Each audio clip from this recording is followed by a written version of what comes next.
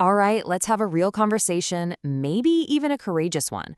We're going to dive into a topic that can be a big source of tension within the Black diaspora. People of African origin living all over the world. But here's the twist. Instead of just focusing on what divides, we're going to explore a path towards shared economic power. I want you to picture two groups of people, right? They're walking on completely different roads, but they're all heading to the same place. The African American path, well, that road has been shaped by centuries of fighting against systemic racism right here at home. Now, the African immigrant path, it's a newer road in this context, but it is filled with its own massive obstacles.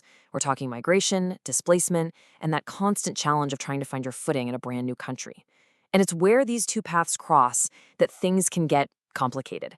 That's where the misunderstanding and frustration often start to bubble up. So, what is really at the heart of this disconnect?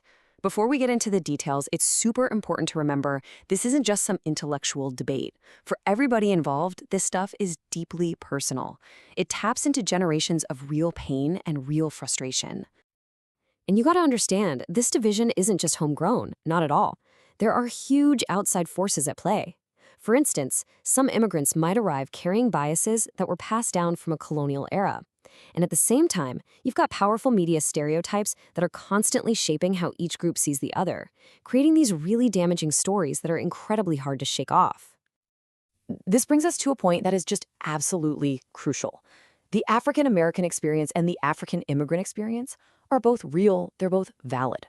One person's struggle doesn't cancel out another's. The whole key here is to respect the complexity of both journeys at the same time. So these misunderstandings, they get pretty specific. On the African American side, you might hear a feeling that immigrants are outsiders, that they don't really show up for the fight against racism, or maybe they don't get the sheer scale of the battles that were fought just so they could be here. Then, on the other side, some immigrants might see African Americans through the distorted lens of media stereotypes, or maybe not fully get just how deep the roots of systemic racism in the US really go. Either way, these views just keep everyone divided. Okay, so with all this history and all this pain, it is so easy to feel stuck.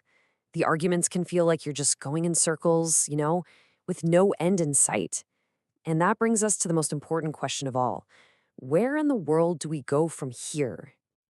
Well, the answer proposed here is a major pivot, a total shift in focus. While knowing our history is absolutely essential, what if the most powerful way forward isn't really about identity politics? What if it's about economics? What if the real color that can bring everyone together is green?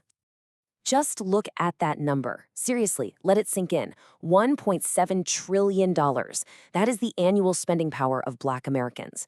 To put that into perspective for you, that's more than the entire gross domestic product of countries like Mexico or Saudi Arabia.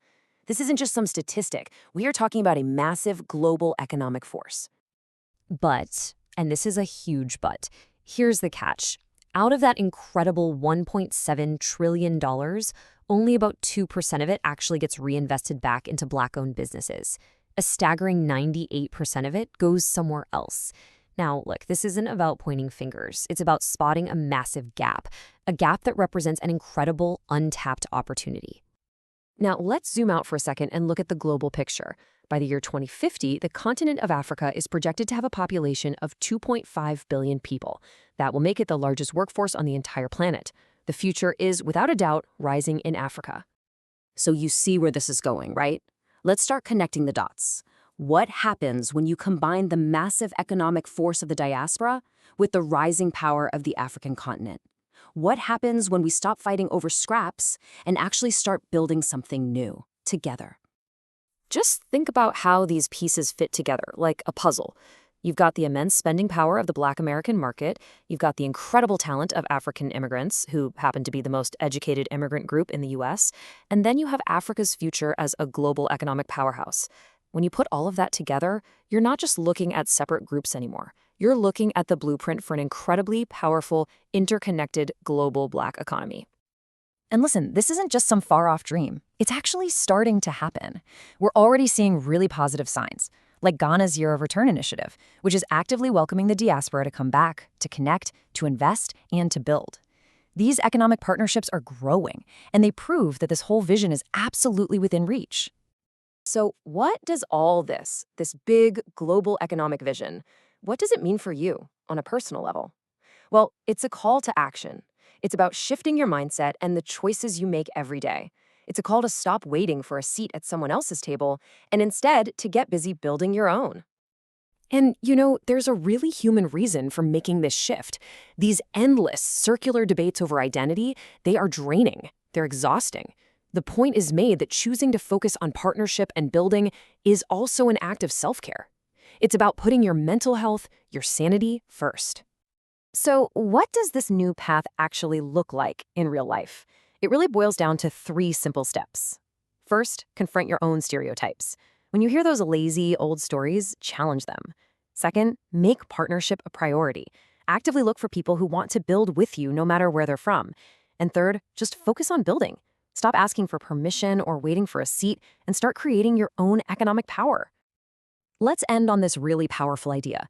So often, the biggest thing holding us back is the division within our own communities. But when there's unity, when there's no enemy on the inside, those challenges on the outside suddenly seem a whole lot smaller, don't they? The ultimate strength and the ultimate opportunity comes from building together.